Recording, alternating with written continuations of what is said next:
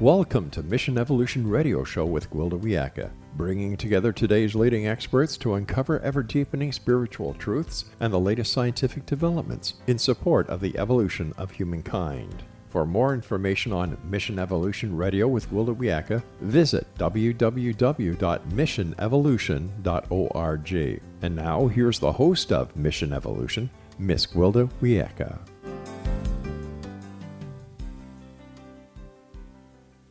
Hello, dear friends, and welcome back to Mission Evolution Radio Show, where we share the latest information and leading-edge thoughts to support the path to unity and enlightenment. I'm your host, Gwilda Wiyaka. This hour, we'll be exploring pain-free as a key to evolution. Pain. When it comes to interfering with our ability to evolve, it's a real pain. Pain puts us in fight or flight, which is a low-frequency expression coming from the primitive part of the brain. When one's in fight or flight, we're trying not to die and not overly concerned with spiritual evolution. We tend to treat pain with pain medications, and they can be a blessing in the short term. However, everything expresses according to frequency. Drugs alter frequency in order to do their job. Pain medications not only put a ceiling on our frequency, but they also desensitize us. Evolution involves processing through the patterns, beliefs, and damage that restrict our expression. When desensitized, we don't access or process these issues, blocking evolution. Long-term chronic pain, medicated or not, can stop evolution in its tracks. It would appear chronic pain puts us between a rock and a hard place. Unmedicated, we're in the low frequency of fight or flight, and medicated, we're unable to process in order to evolve. How can we move beyond this deadlock? Is there a third option? With us this hour to help us better understand pain and alternative approaches to treatment is Dr. David Hanscom, author of Back in Control, A Surgeon's Roadmap Out of Chronic Pain. Dr. Hanscom is a board-certified orthopedic surgeon specializing in the surgical correction of complex spinal problems. He works for Swedish Neuroscience Specialists at the Swedish Medical Center in Seattle, Washington. He developed DOC, Direct Your Own Care Project, a framework that organizes care for chronic spinal pain based on his own struggle with chronic pain and recent neuroscience research. He's working with Swedish Hospital to improve access to structured, non-operative care. His website, backincontrol.com. Dr. Hanscom, thanks so much for joining us on Mission Evolution. Thank you, Gwilda. I always enjoy talking to you. Yeah, it's always fun. Yeah, we always come up with some new stuff. Yep. Yeah. So apparently there's more to pain than meets the eye. Please tell us about the neuropsychological basis of chronic pain. Well, first of all, pain is necessary. We know that pain is simply a sensation that protects us from danger. And what happens is that, for instance, there's a small group of people that are born without pain fibers called congenital absence of pain. And their average lifespan is only about 10 years old. They can't protect themselves. They put their hand in the fire, etc. And we also know in diabetes and leprosy, for instance, that you lose sensation of your limbs. What happens, people get very deformed extremities because they can't protect themselves. And when they've done research to try to reproduce the pain system, they can't do it. So when they have people wear protective garments to signal to the brain that something's painful, what happens is that the participants simply take off the garment. They just cannot connect to the environment. So unless you have that sensory input to protect you, you can't survive. So it's a really critical part of the brain. That lack of sensory input would also separate us from everything else, wouldn't it? Right. Oh, that sounds painful.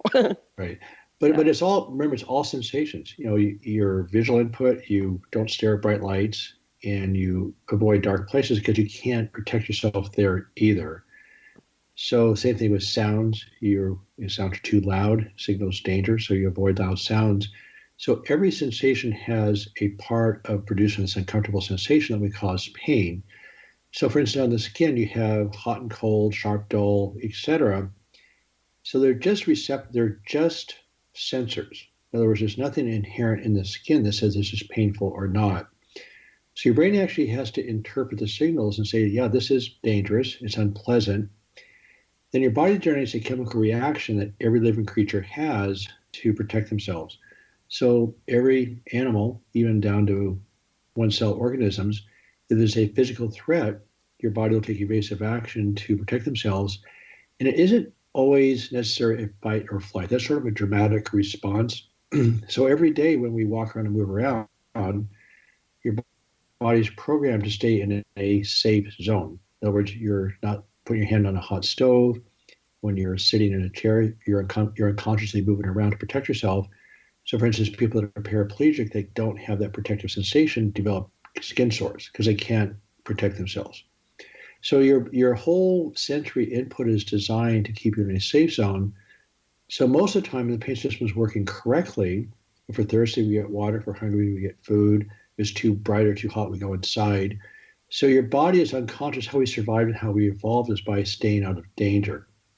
Humans have a major problem is that we have consciousness. So it turns out the neuroscience research shows us that consciousness or thoughts have the same reaction on the body as a physical threat. So in other words, if you have a boss just yelled at you or somebody cut you off in traffic, you weren't physically harmed, but your brain says danger, and whether it's real danger or perceived danger doesn't matter. So you still get that chemical response.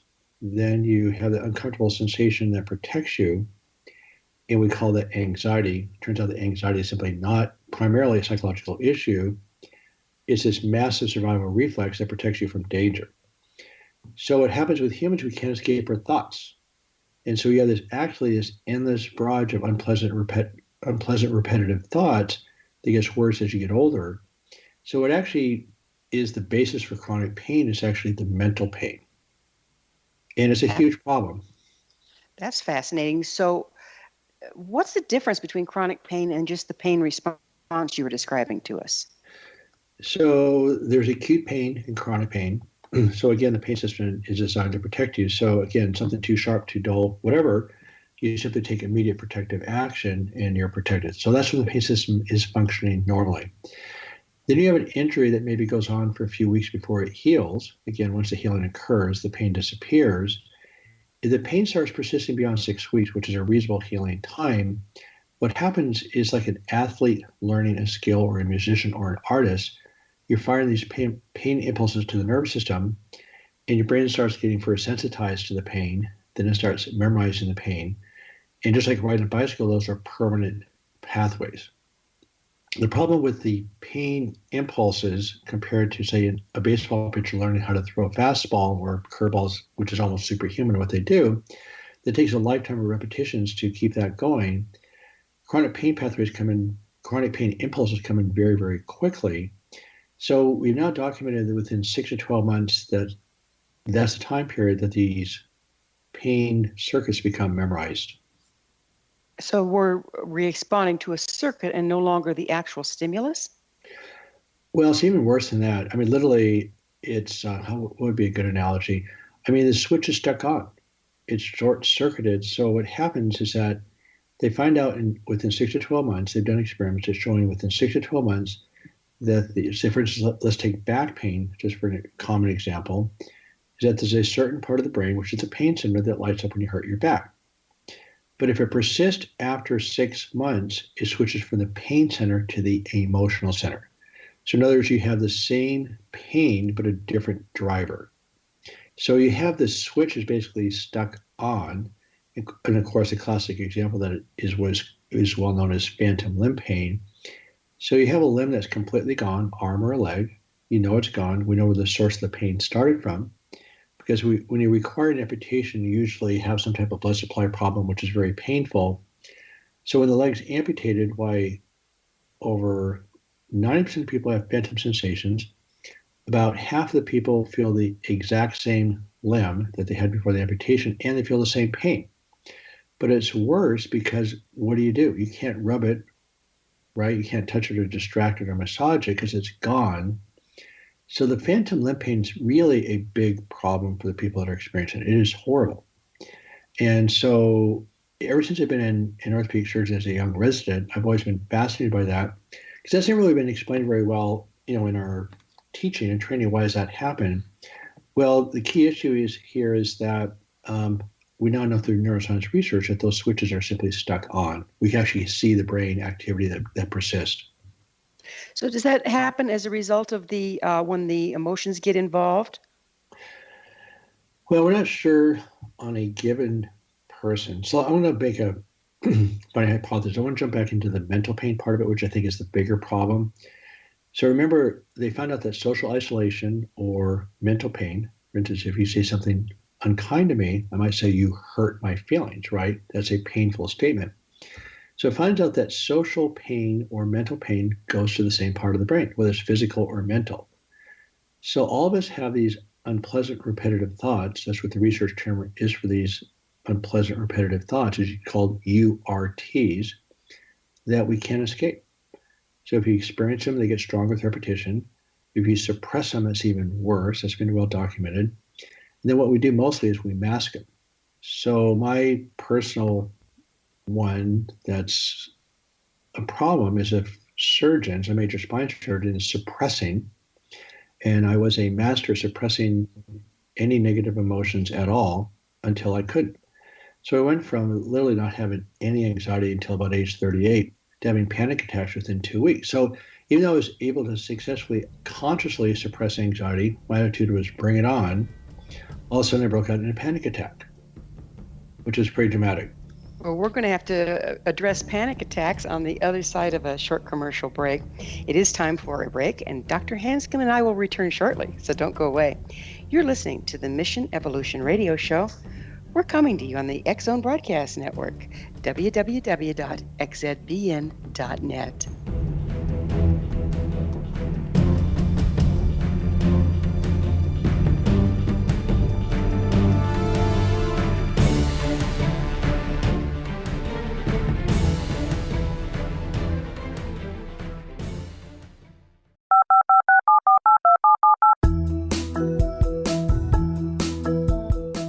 Did you know that when you're on the road with limited data or Wi-Fi, you can still listen to the X-Zone Radio Show with Rob McConnell, The Science of Magic with Gwilda Wiyaka, X-1, Dimension X, Space Patrol, and every minute of the X-Zone Broadcast Network by calling 213-401-0080, courtesy of Audio Now. No smartphone, app, or internet needed. It saves your data plan, and it's free if you have unlimited minutes. Call 213-401-0080 to listen on any phone, anytime, anywhere. Remember 213-401-0080 for the best of the paranormal, parapsychology, and sci-fi radio programming anywhere, 24/7, 365.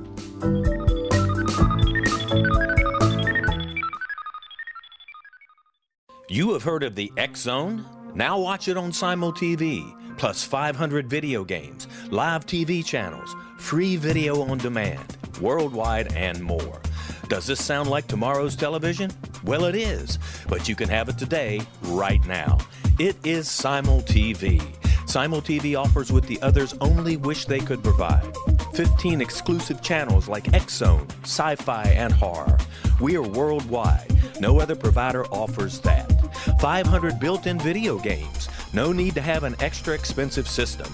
We have them included. Free video on demand. Live streaming events from around the world. Interactive online network, and much more. Tomorrow's TV today. Simul TV. Sound too good to be true? Well, it's not. You can have Simul TV today. Sign up at simultv.com. Do it today.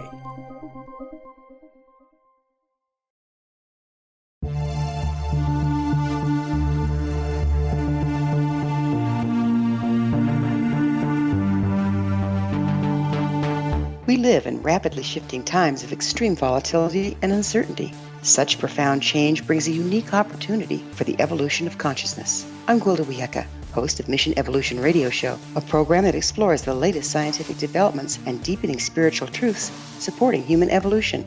Join me on xzbn.net, where I interview leading experts in science, physics, medicine, spirituality, and more. By applying divergent viewpoints to leading-edge topics, we uncover expansive and evolutionary truth to assist you on your path to enlightenment. More information and past episodes are available at missionevolution.org.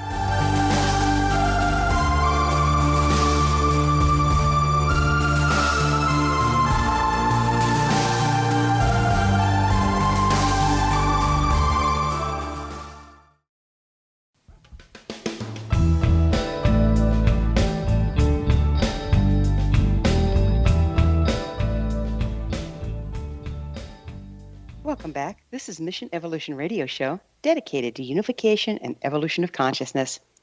To stay abreast of all the wonderful information and tools we have to offer, visit our website, missionevolution.org. I'm your host, Gwilda Wiyaka, and our very special guest this hour is Dr. David Hanscom. His website, backandcontrol.com. Dr. Hanscom, we were just getting into talking about the anxiety factor that then starts to accompany this trapped feeling we have because we're caught in a loop of our neurological pathways in regards to pain. Right. Well, we talked about yesterday a little bit before the show about this whole evolution of human consciousness. And I honestly think this is the next stage of evolution, is that we have to figure out at a societal level this anxiety problem, because we have the answer. The neuroscience researchers flat out give us the answer to the problem. That anxiety is a massive survival response that's 1 million times stronger than the conscious brain. In the history of evolution, human consciousness started just about 70,000 years ago with the cognitive evolution. So when the cognitive revolution occurred, we developed language and consciousness, and then we proceeded to conquer the earth, basically. So the next stage of it, our animal brains, the unconscious brain, survival brain, is designed only to survive. It's not designed to have a good time. And if you look at human existence of millions of years and the fact that only 70,000 years is involved with language and consciousness, it's a huge mismatch. What's happening right now is that the medical world is treating anxiety as a psychological issue. So we're using rational means to deal with these irrational unconscious survival circuits. It's like trying to stop a dragster with handbrakes on a bicycle. You can't do it. This is not a fair battle. So I went through this battle myself for literally over 15 years, probably longer if you look at the whole picture. And I went to counseling extensively, which I'm an advocate of counseling, by the way. It just has a specific place in the whole process. But it turns out that the more you discuss your pain or anxiety, you're actually reinforcing the response. So the definition of chronic pain... Excuse me, is that because you're reinforcing the neurological pathways in the brain? Right. You're talking about your troubles, you're talking about your past. And remember, this very second, every response your brain automatically picks to the current moment is based on your past experiences, right? Right. Mm-hmm. Language, who you like, who you dislike, people in your past that you like, similar people now are your friends, people in the past that you dislike, people like that now you dislike now, certain attitudes, belief systems, etc., are all based on your past experience. So the brain is automatically picking past experiences, again, to stay alive with programming. And for staying alive, my friend Dr. Luskin out of Stanford, who wrote the book Forgive for Good, pointed out really clearly that the human organism is designed for one purpose, and that's to survive, right? That's it. It's not intended to have a good time. So all your physiological responses are survival responses. There's not anything about your survival responses that are intended to have a good time. Now, consciousness is interesting because animals play, humans play. So the creatures that were the most social, that could get along with other creatures, had a higher chance of surviving. So there's no question that consciousness is a huge factor. It's what makes us human, but also even animals play. So there's a part of our brain that's very social. Again, that's a survival skill, right? But the problem is with humans, with the language issue, is that animals play, they interact, they read social cues, and the ones that do it the best survive. Humans, same thing. Unfortunately with humans, is that it's the most anxious species that survive, because if you didn't pay attention to your cues, social or physical, you didn't survive or didn't thrive. So we're selected out as a group, this generation, of the most anxious creatures in the entire existence of humanity, because the most anxious are the ones that survived. So to get to the next stage of evolution, you have to understand the survival response. Understand you're not going to solve anxiety. In fact, you don't want to solve anxiety. You learn to live with it. You learn to be aware of it, and you learn to not overreact to it. You learn to train your body to have less of a reaction to a threat.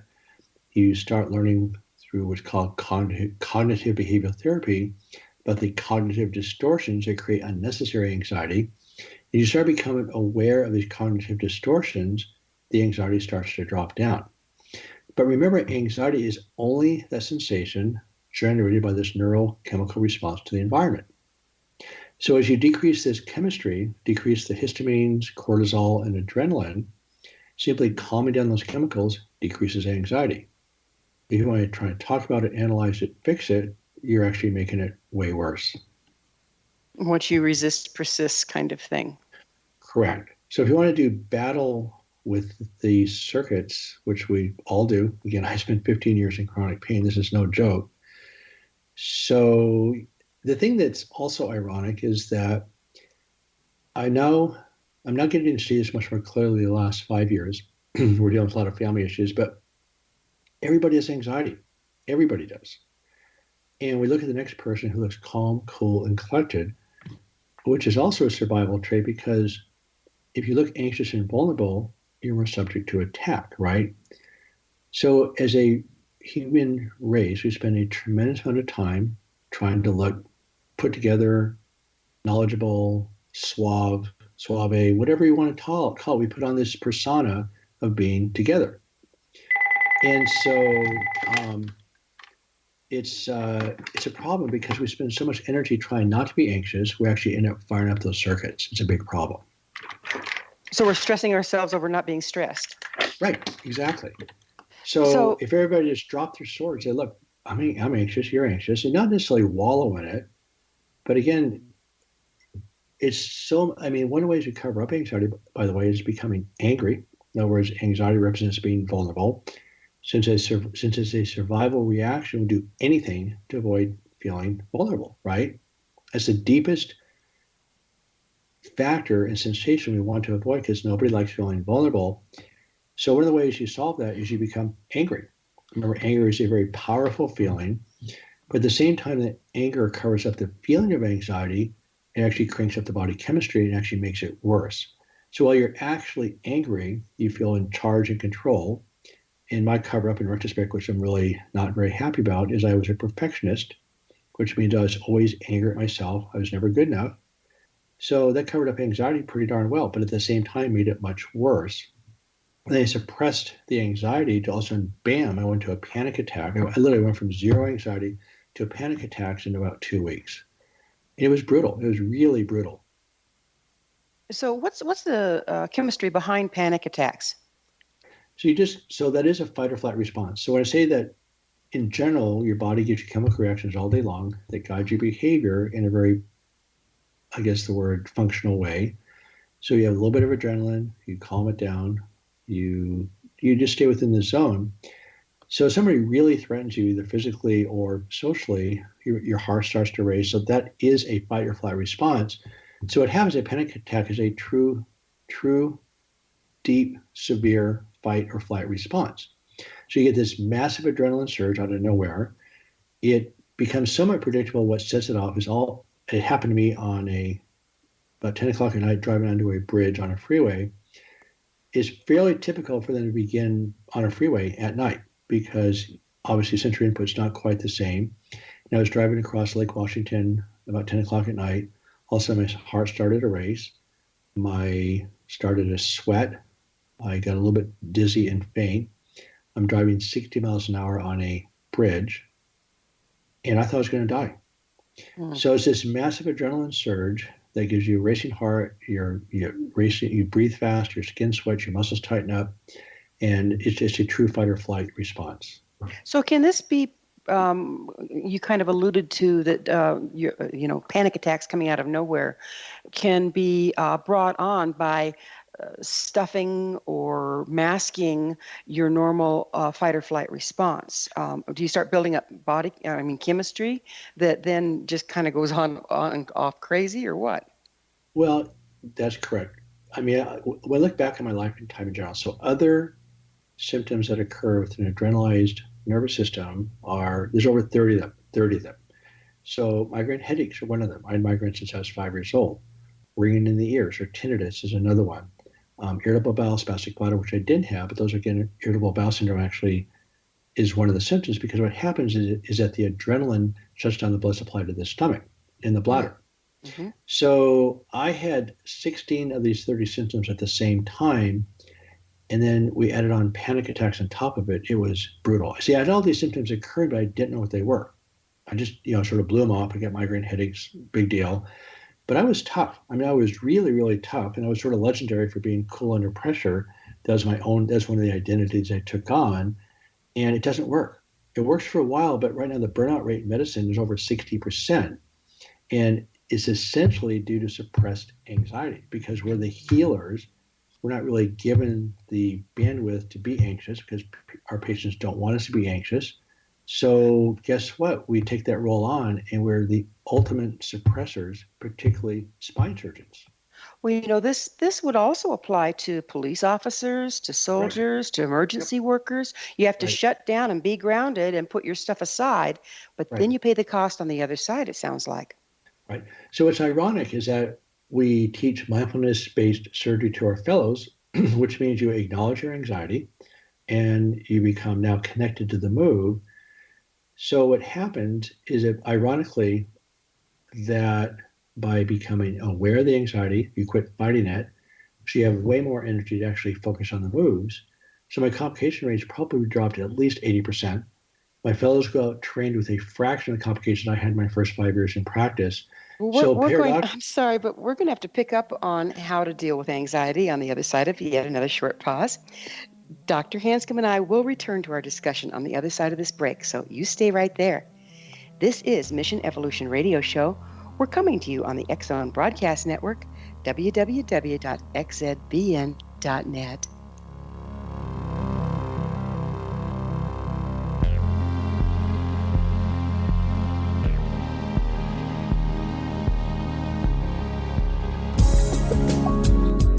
From our broadcast studios in Hamilton, Ontario, Canada, to the world and beyond, you're watching the X-Zone Broadcast Network, www.xzbn.net.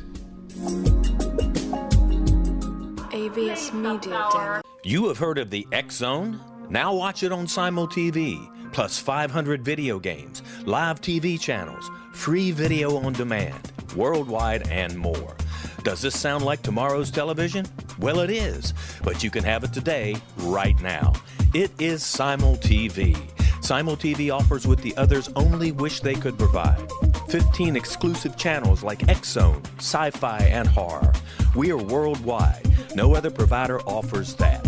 500 built-in video games. No need to have an extra expensive system. We have them included. Free video on demand. Live streaming events from around the world, interactive online network, and much more. Tomorrow's TV today. Simul TV. Sound too good to be true? Well, it's not.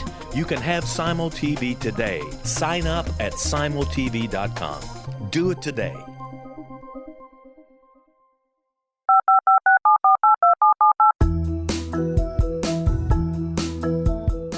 Did you know that when you're on the road with limited data or Wi-Fi, you can still listen to the X-Zone Radio Show with Rob McConnell, The Science of Magic with Gwilda Wiyaka, X-1, Dimension X, Space Patrol, and every minute of the X-Zone Broadcast Network by calling 213-401-0080, courtesy of Audio Now.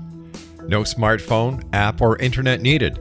It saves your data plan, and it's free if you have unlimited minutes. Call 213-401-0080 to listen on any phone, anytime, anywhere. Remember 213-401-0080 for the best of the paranormal, parapsychology, and sci-fi radio programming anywhere, 24/7, 365.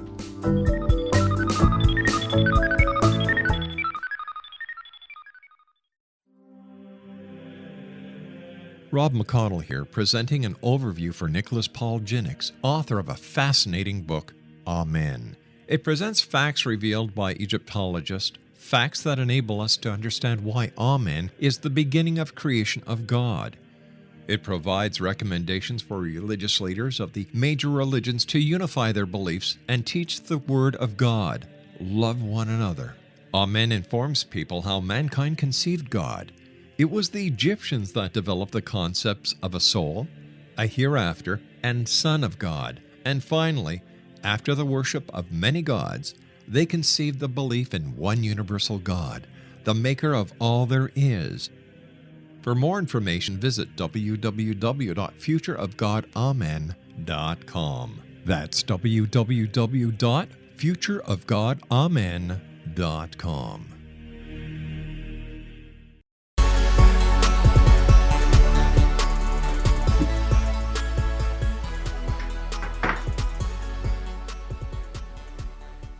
Welcome back. This is the Mission Evolution Radio Show, bringing leading edge information supporting the path to unity and enlightenment. Don't miss all the wonderful things we have to offer on our website, missionevolution.org. I'm your host, Gwilda Wiyaka, and we're speaking with Dr. David Hanscom. His website, backandcontrol.com. Dr. Hanscom, it would appear to me from our conversation so far that when we're subject to panic attacks, when we have our neurological pathways cluttered up with pain messages and fight or flight responses, that we can't really evolve to our potential. How do we work beyond that? Well, again, you're dealing with the unconscious brain, so you actually have to tap into the unconscious to solve the problem. So what doesn't work is to analyze the past and try to fix the past. And I tell my patients pretty much every day, if you want to analyze and fix the past, you must have put your hand right into a hornet's nest, right? Because all the stuff that's making you a little bit crazy now, you're simply stirring up the nest and you're keeping it going. So I wrote a website post called Solving the Unsolvable, is that once you realize that these massive survival patterns are not solvable, anxiety and anger are necessary, the essence of mental health is actually being comfortable with comfortable feelings. And again, I'm going to focus a little bit more on the mental pain rather than the physical pain. Because I've also found out when I give my patients a choice of getting rid of their physical pain versus their mental pain, people don't like anxiety. They can sort of deal with the pain at some level. And the same thing with me. My knees are hurting these days from arthritis, but it's just pain. When I was layered with this crippling anxiety, which I had for about 15 years, with the last 7 being absolutely intolerable, that relentless anxiety just drives you right into the ground. That's the part that allows you, it just sucks the life right out of you. And you're right, you can't move on to a different life. So what you have to do, there's 3 steps to doing this. Actually, there's 2 basic concepts. One is decreasing the body's stress chemicals. That's where mindfulness and meditation come into play. And then the neuroplasticity, which is changing the shape of your brain, is that you have stress, automatic survival response. So that's what the brain is supposed to do. So what you do, you create an awareness of the stress and an awareness of your reaction. So you create, in that space of awareness, you create a little bit of a space that you now substitute and redirect. I call it reprogramming. So instead of having that automatic survival response, which is adrenaline, which creates anxiety, you create a little bit of a space, and then you realize unconsciously that this reaction is not really helping your quality of life. Then you take a deep breath and redirect. So there's lots of ways of doing that, lots of ways of letting go, but it's creating that little bit of a space based on awareness that's the beginning of the process. So that space that you're creating is like a break in that squirrel wheel, if you will. Right. That vicious cycle. Right. But in my story, I mean, literally, I went for 38 years. I didn't know I was anxious. Honestly, I was not connected to anxiety. Then I also didn't know I was angry. In fact, I thought I was really sort of cold. It turns out that I was none of the above, that I had incredible anger from an abusive background, but I suppressed that also. So my manifestation of that was always being, quote, frustrated, which is a disguise for anger, being very judgmental of myself and other people, which is another form of anger.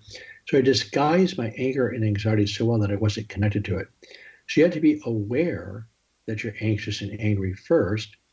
The people that don't do well with the Doc Project are the ones that say, I have zero anxiety, zero anger, and there's actually nothing I can do. I swear I've actually never broken through with people come in and say, look, I'm not anxious, I'm fine.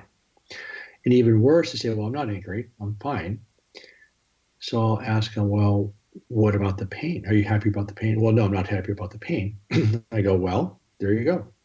So people don't like to be anxious. They don't like to be angry. It's part of their self-image that they don't really care to go to. And it's humbling, if you want to use the word humbling. But at the end of the day, you end up essentially completely killing your ego, which is a huge relief, by the way. And then all these things that used to sort of torture you with these responses just aren't a big issue anymore. So as you start training your brain to not be as reactive, you're having less adrenaline. Again, anxiety is the adrenaline. Remember, anxiety actually is the pain, whether it's mental pain or physical pain. You develop this uncomfortable feeling that we call anxiety. So anxiety actually is the pain. So by decreasing the body's chemistry, all of a sudden you start having some space to actually now become creative. And I think you might see in my website post going from reactive to creative. So when you're reacting, you're trying to survive, right? So if you are reacting, you simply cannot be creative. To evolve to the next stage of human evolution is going to take creativity, right? So when you're triggered and angry, all the intellectual words like compassion and love disappear. I mean, that trigger just wipes everything else out. Doesn't matter how devoted and committed you are to good deeds, etc. When you're triggered, compassion goes out the window. So the way to elicit compassion is actually detonating the trigger so it doesn't cover up the compassion part of your life. So the idea is that as you just start training your brain with repetition, so you're reacting, so you take the letter C out of the word reactive and place it at the beginning of the word, you have the word creative. So if you can see first, in other words, create that space, then you can become creative. How much does our media, and I mean, we're being bombarded all the time with true information, misinformation, all of it, a lot of it, traumatic and demanding and nonstop. How much is this playing into this vicious cycle? Oh, it's huge. It's terrible. So one of the things I ask my patients to do now, for some reason, I wrote a website post called Taking on the World's Suffering. Remember I said that the victim role or being angry is a very powerful role and powerful feeling. So the biggest obstacle, by the way, to solving chronic pain is that people actually don't want to give it up. They become addicted to their pain. So one of the ways that plays out is simply watching the news. In other words, you're sitting in front of the TV, you get really upset about things on TV that you have no control over. So paradoxically, you've now adrenalized your nervous system, you've made your pain worse, you have less capacity to go out into the world and actually help your family and friends and society. So one of the homework assignments I give my patients now is simply don't watch the news at all. I'm also surprised how many people in pain actually watch the news all the time. And I used to be one of those people, and I get it. I'm also one of those people that I don't like, human trafficking. I don't like world hunger. I don't like a lot of the ISIS type politics, obviously, human trafficking. But there's nothing I can do. And I don't have to accept it. But I don't have to. And I used to be one of those people who was always on fire about all sorts of political issues. But the problem is it burns you out. I talked to a group back east and found out that the burnout rate in activists is about 87%. So if you're constantly agitated and angry, you paradoxically become much less effective at actually doing what you need to do. So it's backwards in that by letting go of things that you can't control, you have much more energy to actually go out and help contribute to the solution. And enough creativity to come up with creative solutions. Right. Go out and read to kids, go visit some older people, try to organize things for the community that are helpful and creative. There's a ton of things you can do to give back. But again, if you're going back to your original comment at the beginning of the show, if you're anxious and angry and frustrated and doing battle with these monstrous circuits, you don't have the energy to do that. You don't even have the creativity to do that. I mean, aren't you just kind of stuck in the circuits and you can't access anything else? Right. And I actually call that phantom brain pain. So if you have these obsessive circuits in your brain going over and over and over again, it's actually the same as phantom limb pain, right? You still feel the arm or the leg, or let's take body image disorders, for instance, it's the same thing. You get stuck in something on your body that you don't like, and your brain starts spinning away, or maybe you hate the neighbor, your brain starts spinning away. And what happens, those circuits become embedded the same way as phantom limb pain does. So I call it phantom brain pain. So one of the symptoms of an adrenalized nervous system and chronic pain are obsessive thought patterns. So can these thought patterns and these neurological ruts actually recreate the pain after the pain has been gone? Well, they do. That's the whole point. Again, let's go back to stay with the concept that mental pain actually is the problem. I mean, essentially, honestly, I give my patients a choice. If I can surgically get rid of your leg pain and you live with the same anxiety you're living with right now, or you could get rid of your anxiety and deal with the pain.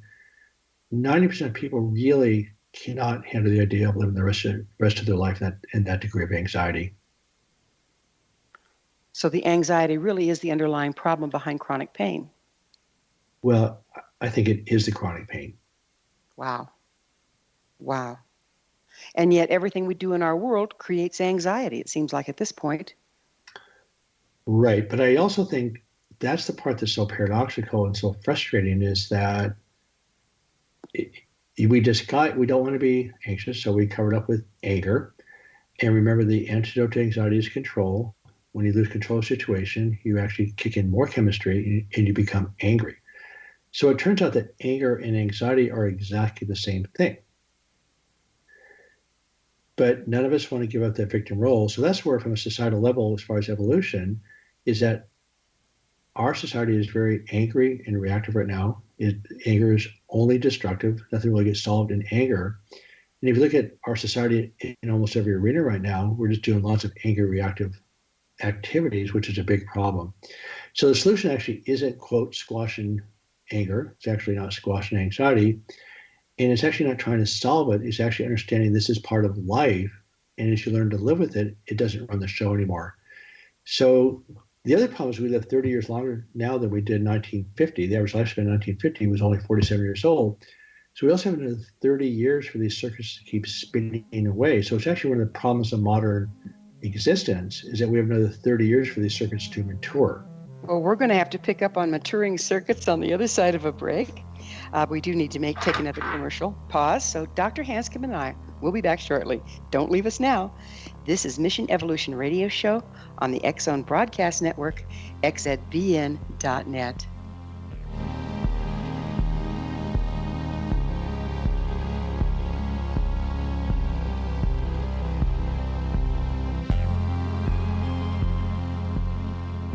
You have heard of the X-Zone?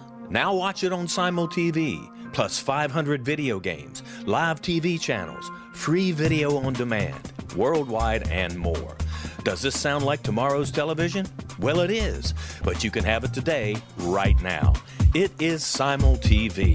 Simul TV offers what the others only wish they could provide.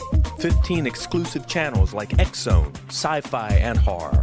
We are worldwide. No other provider offers that. 500 built-in video games. No need to have an extra expensive system. We have them included. Free video on demand. Live streaming events from around the world. Interactive online network, and much more. Tomorrow's TV today. Simul TV. Sound too good to be true? Well, it's not. You can have Simul TV today. Sign up at simultv.com. Do it today.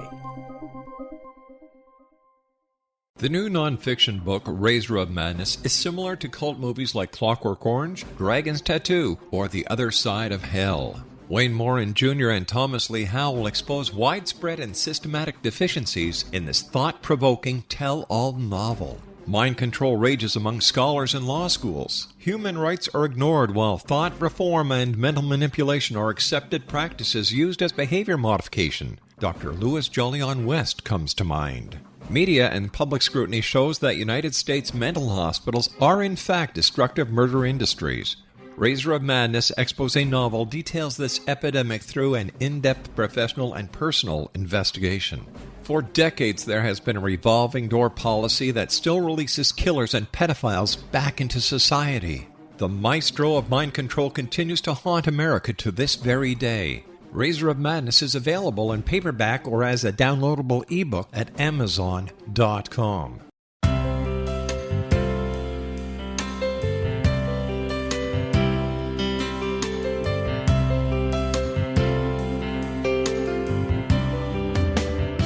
The concept of a new age has been around since the late 19th century, yet much of its original meaning has been lost. What exactly is the new age? Is it a religion, a collection of obscure esoteric practices, a series of doomsday predictions, or an astrological event? The New Age Chronicles is a unique complementary publication bringing reason and grounded information to separate fact from fiction. chock full of valuable information to support you as we make the monumental shift into the new era. You won't want to miss a single innovative issue. The New Age Chronicles newspaper is coming soon to www.newagechronicles.com.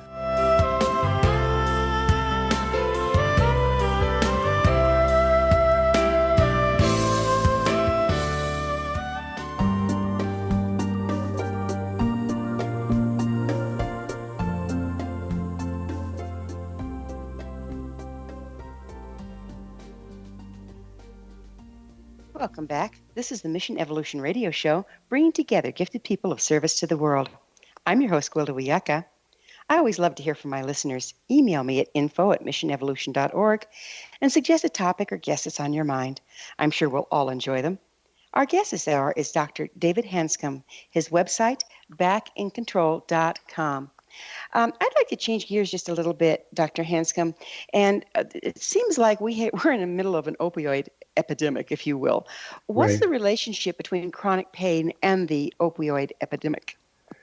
Well, it's one of my most difficult topics to discuss. I may be the number one surgeon in the country who has the highest percent of my surgical practice dealing with people with drug addiction issues. Mm. And it's a really complicated problem. But what happens, the reason why I do so much surgery on people with drug addiction problems is that people use IV drugs, and then the bacteria, with their dirty needles, the bacteria gets into the bloodstream, it lodges in their spine and starts to grow. And what happens is it starts to destroy the spine. They have to surgically take care of them. So then in the hospital with a major operation, 6 weeks of IV antibiotics. So I've gotten to know these people really, really well, almost every time. And a lot of things have happened to them. First of all, their doctors gave them drugs. Then now the world says stop. So they're not going to stop the drugs. They're going to simply go to the street, and it doesn't matter who you are, whether you're wealthy, off the street, it doesn't really matter. People are going to get their drugs because that's what they need. They're not going to just stop the drugs. So they do go to the streets. That's a big problem. Second of all, we're forgetting that we're simply fighting the wrong battle against opioids. The problem that we're fighting is that 87% of people on opioids have chronic pain. So the solution to the opioid epidemic is not restricting access, it's actually solving chronic pain. It turns out that chronic pain is solvable, and that's what the book and website's all about. It's about a 90% self-directed process. So from a public health standpoint, the DOC process has massive public health implications because it's so self-directed.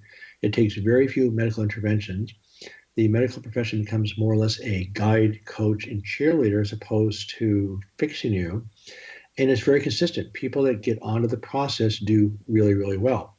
That includes drug addiction. So once people come out of chronic pain, they don't need the drugs. They don't want the drugs.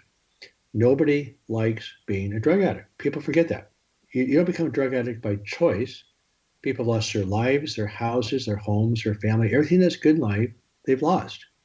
So you don't do that by choice. That is a problem with this massive survival response of unrelenting anxiety. So the battle that needs to be fought is actually against the mental pain, solving mental chronic pain. And again, I really do say mental and physical in the same sentence because they're both a problem. But again, the same part of the brain is being activated.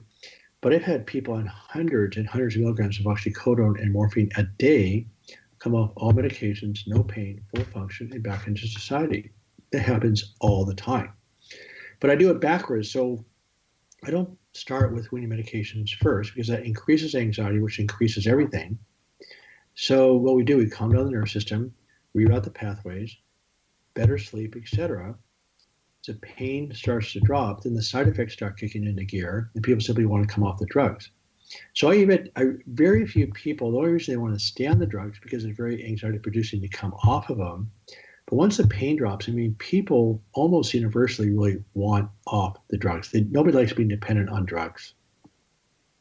How does that dependency start? Is it just like everything we've been talking about? Does a drug block anxiety and we become addicted to that, or how does the addiction start? Because you're saying you can get off of it. Well, yeah. Again, if you look at anxiety as a unconscious survival reflex and calm down the nervous system, remember, as you decrease the adrenaline, you decrease the anxiety, right? So again, it's the mental pain people are actually trying to cover up with the drugs, and it works. So you take narcotics, it actually works really well on mental, it works well in pain, mental or physical. So short term, it works quite well. And then the body starts getting sensitized. We call it upregulation, where the brain starts becoming inflamed. So you build up a tolerance and you start sensitizing the nervous system. And it's a big problem. So from a moral standpoint, that's part of the group of doctors in the 90s who actually put people on narcotics because they seem to work short term. I never got into the super high dose stuff, but I've had people on 1,800 milligrams of oxycodone a day come off all the drugs as the pain drops. But the key issue here is that the drugs do solve mental pain, short term. So they solve mental pain short term, which solves anxiety, which is pretty attractive if you're caught in that loop. Well, it's irresistible. Remember, one of the problems you get into chronic pain is suicide. And so, I mean, I would tell you, you know from our prior conversations that I was actively suicidal. Again, I was in chronic pain for 15 years. And and again, it was the anxiety that was crippling beyond words. I mean, I use a word like a branding iron on my brain.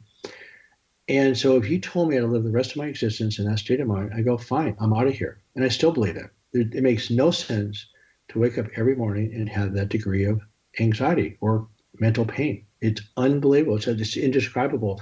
That's why in my book I call it The Abyss, because when I try to get people to put it into words, including myself, I can't put it into words how miserable this is, being socially isolated, in pain, and no hope. It's unbelievably dark. It's the darkest place in this human existence. It's indescribable.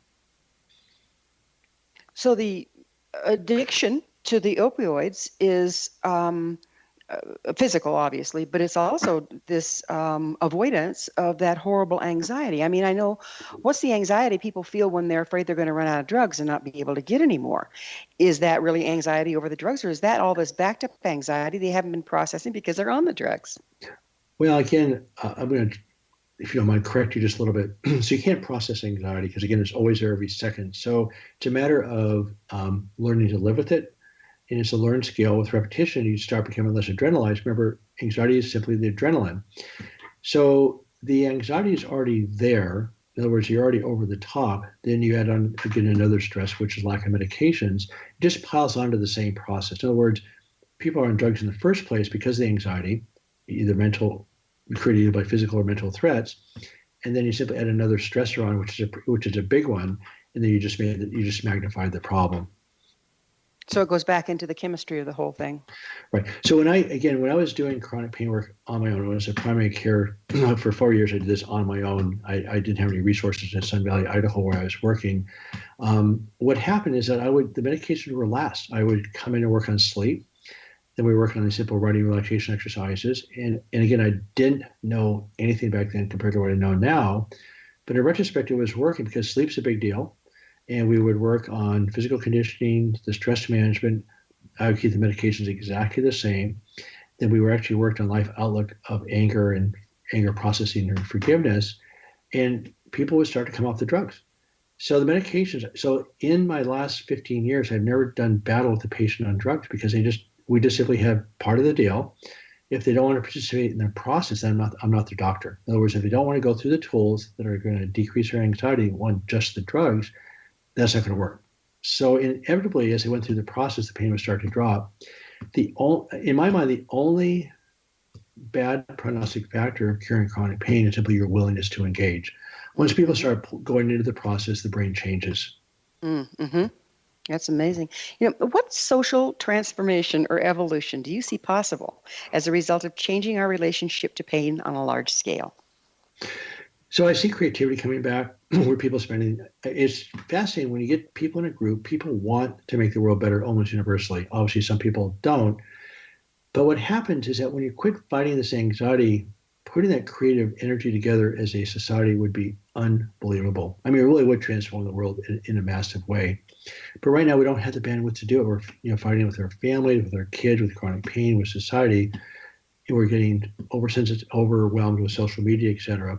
So yeah, until we actually get this anxiety/anger problem solved, we're not going to evolve. In fact, I think some people think maybe we're devolving a bit here the last 15 years.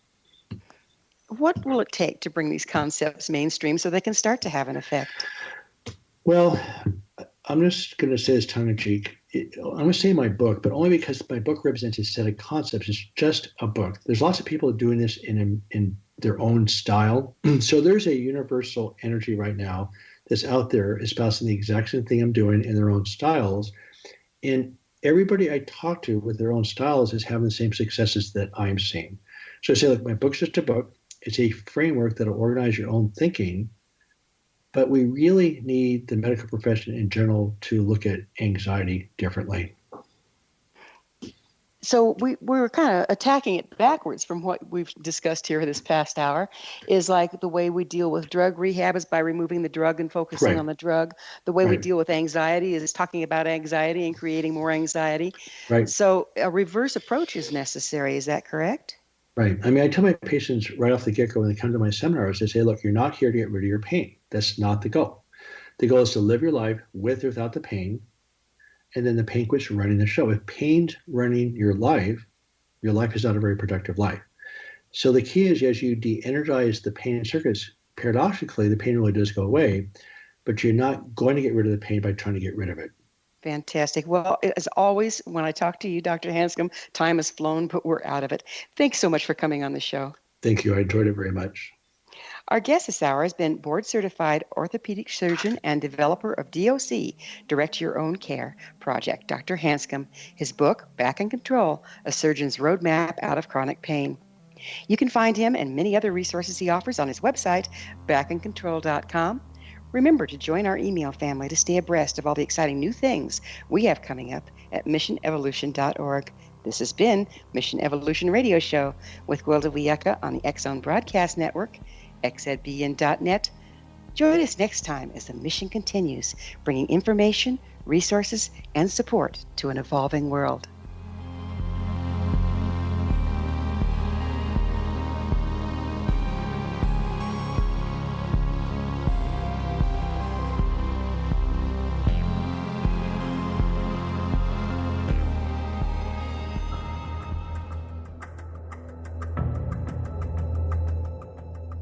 Modern Esoteric, Beyond Our Senses by Brad Olson, consummates the lifeology story about where humanity originates. It is the lost continents, the primitive wisdom, the mythos of creation, and the rethinking of ancient history as we are taught in academia. There is much more to the story than what we have been told. As this is the first book in the Esoteric series, Modern Esoteric starts at the beginning of time and accelerates up to this modern age. Future Esoteric is book 2 in the series and takes a forward-looking position ahead of today with an open and honest examination of the ET issue and various unexplained phenomena.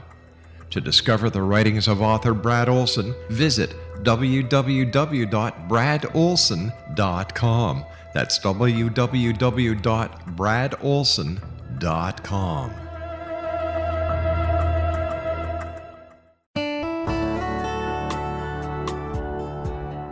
Are you or is someone you know struggling with addictions, depression, anxiety, relationships, low self-esteem, lack of confidence, grief, success, and prosperity?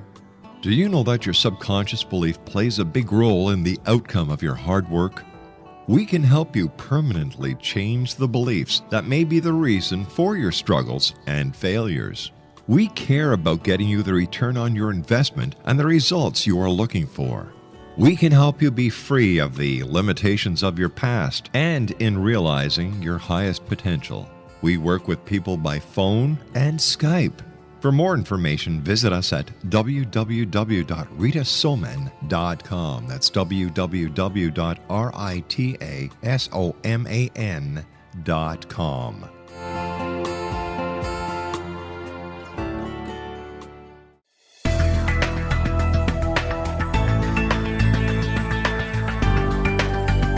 Do you think you have energy problems in your home? Do you feel better when you're away than when you're home? Joey Korn is a global leader in the world of dowsing who specializes in personal energy clearing and space clearing. He can help you create an ideal energy environment in your home no matter where you live in the world. Learn about his remote spiritual house cleaning services and much more at www.dowsers.com.